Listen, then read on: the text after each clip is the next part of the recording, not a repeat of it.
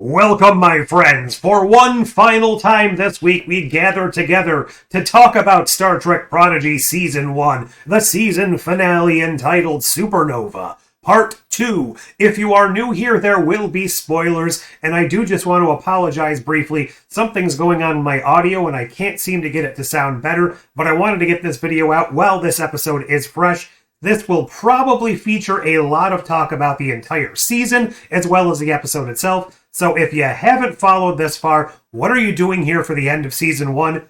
Duck out, come back after you've seen it. You've been warned, on with the show. If you can recall all the way back to last week, we had a very season-ending feeling cliffhanger, and I was unsure how they were going to resolve that. I had a couple of theories. Neither of those really came true. In fact, they solved the problem fairly quickly into this episode, without a lot of hemming and hawing. They came up with a plan, and it was more or less a Starfleet type of plan, a selfless act, something that wasn't really your typical rogue type character's solution. So that proves that our characters have really grown and, for lack of a better term, proven themselves as capable for joining Starfleet, or at least admission into Starfleet, that sort of thing. That was a nice way to do it. It was handled a little bit differently than I would have anticipated. They determined that the only way to stop this horrible onslaught, the death of the Federation, the destruction of Starfleet, and all of the ships that have come to help out, well, it was to actually destroy the protostar itself. I'm a little bit hesitant here to say it was the best plan, but under the circumstances, I don't really see what other choice they would have had. I'm just not 100% certain they would have understood that destroying the ship would have destroyed the construct and solved the problem. How did they know destroying the ship would have been too late and all the infected ships were still infected and that would have solved nothing? I may have missed that. Maybe it was referenced or explained a little bit. It was a good plan. It ended up working out, and it led to some really good character moments, especially with Adal and Admiral Janeway. No, Hologram Janeway. For one last time this season, apparently I have to get those two mixed up. Now, they had determined that in order to destroy the ship, they had to do it manually. There was no sort of automatic pilot or something along those lines, or it was damaged. Whatever. Someone had to remain on the ship in order to pilot and set that self-destruct. Dal, being the captain, being the one that apparently would not be allowed in Starfleet due to his genetically augmented nature, he, of course, decided to sacrifice himself. Not very long after this, Hologram Janeway said, you know what, why not let me do it? I'll just copy a backup program to an isolinear chip and you can take me and leave. I don't really like this whole trope where artificial life forms give a backup or a copy of their program, because that is never the original. If they were to say, I will make a copy of myself on the ship and you can take the original version of my program with you, that's a whole other story. But simply making a copy or a backup of yourself, sure, you're in essence entirely the same person, but you're not. You're not that original. And I'm sure that's way more thought than they wanted us to put into this, especially for this type of show. But those things always irk me. It's not the original, therefore making the copy is not the same as saving Hologram Janeway. It turns out that doesn't really matter because her program has grown beyond the bounds of a typical program, and she cannot be isolated and fit onto the storage space on the isolinear chip. She goes undercover here, puts a little goodbye message on there instead, doesn't tell them. They manage to escape in a replicated shuttle that has no bells and whistles, barely anything but an environment for them to escape in. They just had to get out of there as soon as possible. The ship activates proto-warp, goes corkscrewing through the universe, and blows up. This causes a wormhole, which they eventually figure out is basically an exact copy of the wormhole that sent Chakotay and the protostar into the future to begin with. I understand that this was done on purpose by Hologram Janeway, or at least she attempted to do this for a purpose and for a reason. Obviously, my thoughts here are that this is going to lead into Season 2. They're going to go on a futuristic mission to rescue Chakotay. I just thought that maybe it would have made a little more sense if this protostar explosion here caused the original temporal rift, some sort of timey-wimey shenanigans because the protostar matched the other protostar because of their unique signatures, and this temporal rift or whatever actually was the original one that sent Chakotay and the protostar into the future to begin with, and that it was some sort of linked predestination paradox, or whatever you want to call it. Maybe a little too cerebral and confusing for a children's show, but I just thought that would have been a little better way to bookend it than to say, oh, we actually just created a duplicate temporal rift. And then they also explain that this temporal rift leads to an alternate future, one that isn't an actual direct future of our timeline. And that just seems like it'll confuse children even more than doing the sort of predestination thing that I had thought of. Again, I'm overthinking a simple concept, but that is the end of the storyline. That is the end of the threat to the Federation, and I'm still going out on a limb here to say the reason the Enterprise E will not be featured in Picard is because it was destroyed in this battle.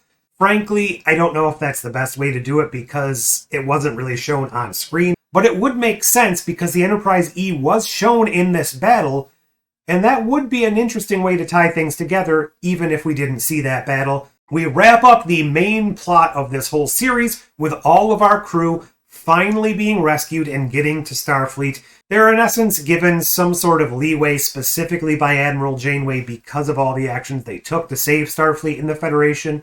And after some back and forth with some admirals and, I don't know, some other forms of Starfleet hierarchy, they are given leave to join Starfleet, and all of their crimes are kind of waved away.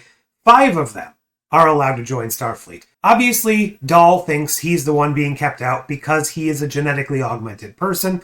Janeway had fought for him, and she, in essence, tells them that he has DNA from 23, I believe they said, Federation species, thus making him, in essence, the exact beacon, the exact representation of what Starfleet and the Federation are supposed to be. And it's kind of proven that he's not given any superior abilities. He's kind of just made in a lab with a whole bunch of DNA, but he's not given superpowers or anything like that.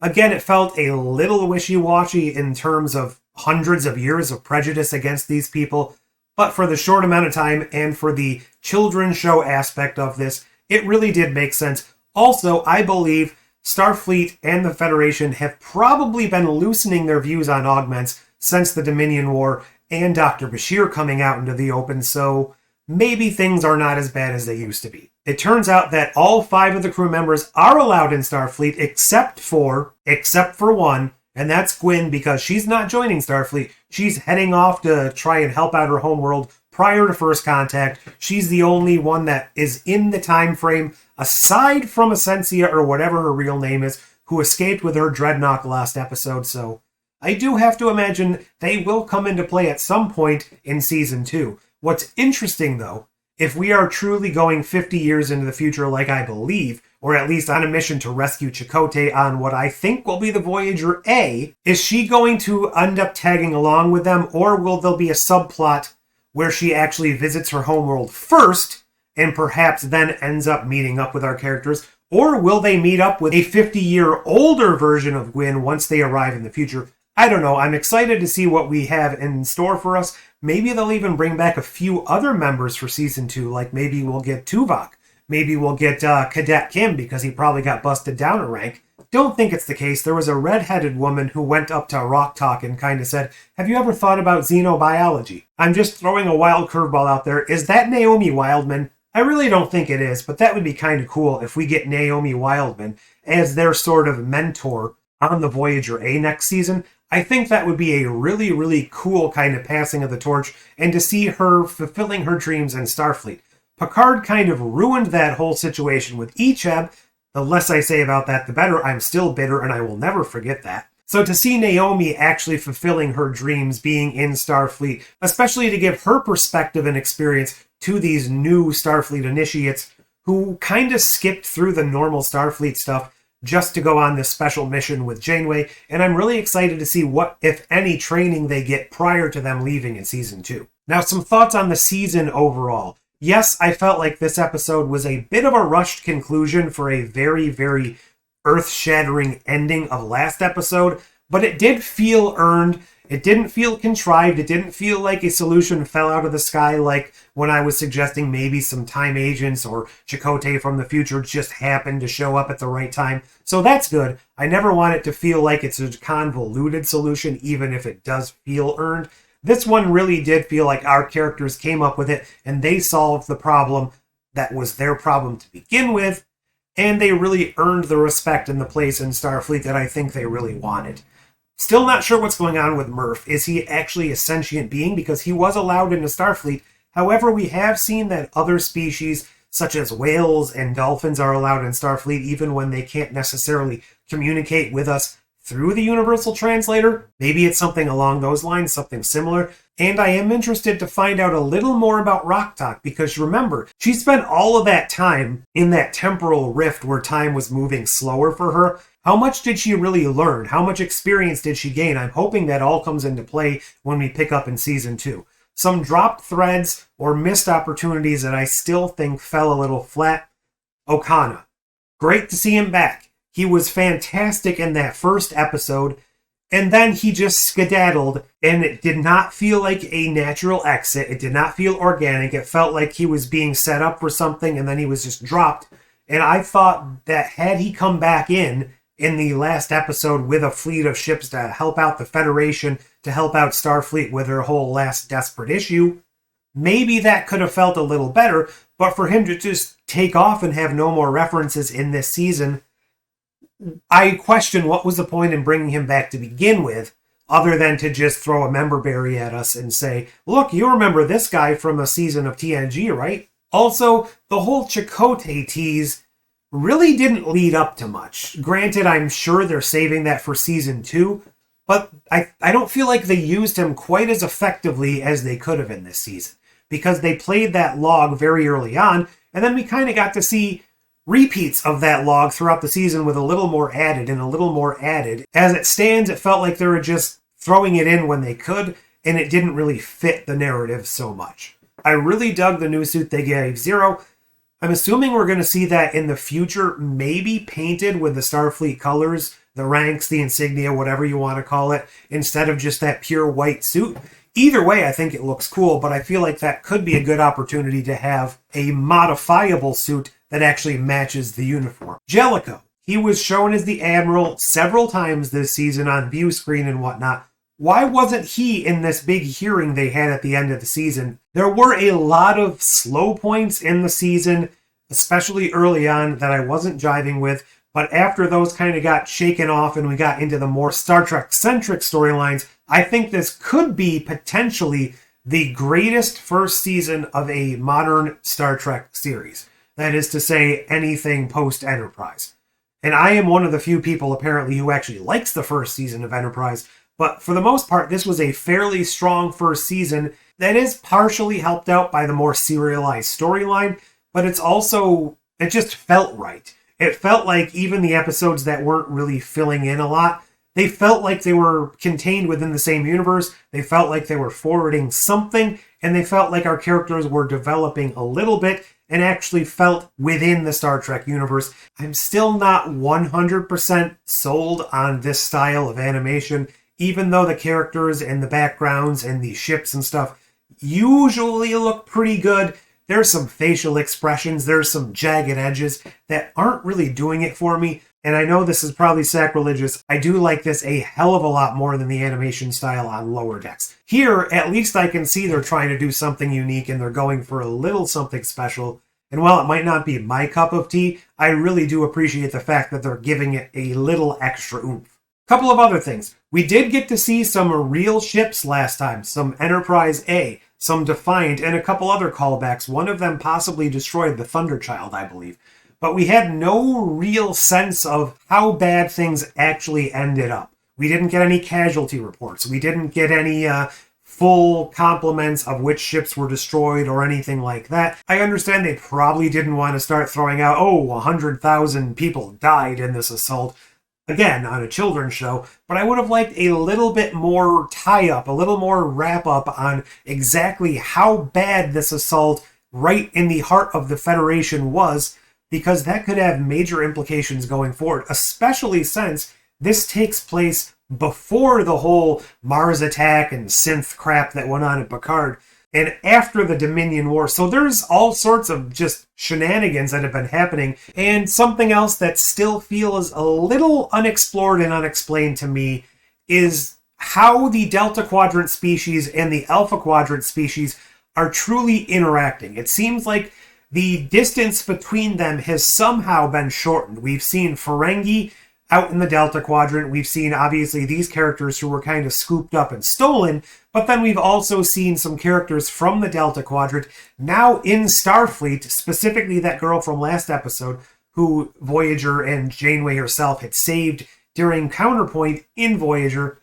I would just like a little more discussion and a little more explanation on just how far away the Delta Quadrant currently is and how much interaction is going on between the two, because it seems like it's not nearly as far away as it used to be, and there's some actual intermingling going on. So does that mean we're in regular contact with Neelix again?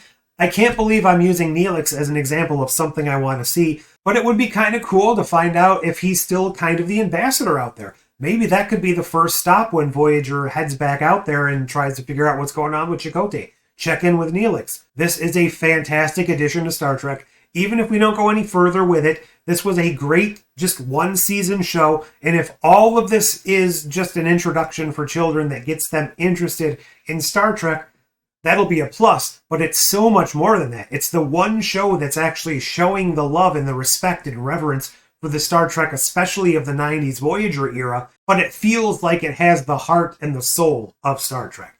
And I guess I'll leave it at that. Maybe I'll do a whole video on the season another time, but this was just fantastic. Maybe not quite the way I would have liked them to end it.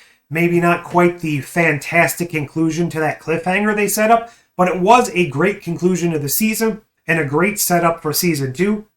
What are all your thoughts? How did you like this season? What did you think of the finale? Are there any things I'm missing, or is there anything you'd like to add? Leave all that below, as well as a like, share, subscribe, comment. Until next time, until the next Star Trek comes out, computer and program.